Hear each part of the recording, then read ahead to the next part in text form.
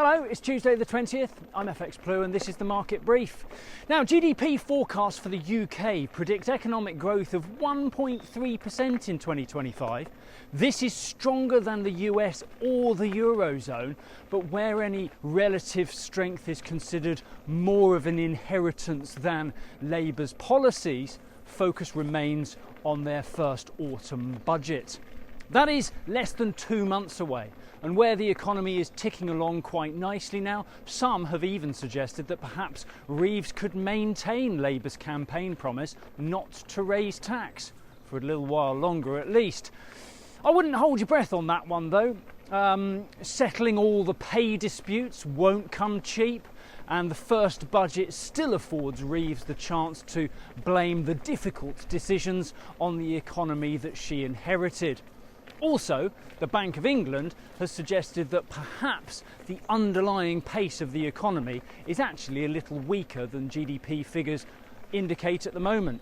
So that all may add up to a fairly messy Q4, with inflation expected to rise further in the autumn.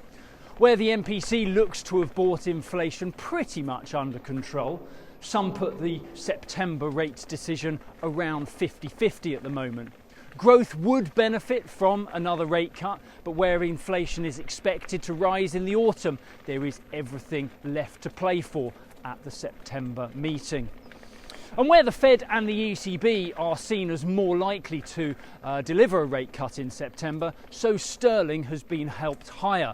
We're moving towards 130 against the dollar, and we're back over 117 against the euro.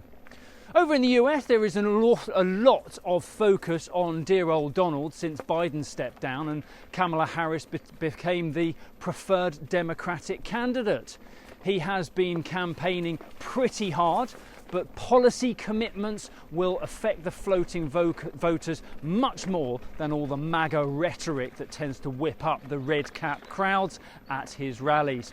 Trump is expected to lay out his plan to boost the US economy pretty soon. That will counter the economic agenda that Harris unveiled recently. It has been a long time coming, but where he is expected to address the budget deficit, introduce tariffs and threaten the NATO contributions, there is plenty of interest in what else his economic advisors may have come up with. In the market, we kick off this morning around 129.80 against the dollar. We're 117.20 against the euro, and euro dollar is around 110.75 on the open this morning. That's it from me. Have a great day. If you do not have a clue, then just tweet through and ask FxPlew.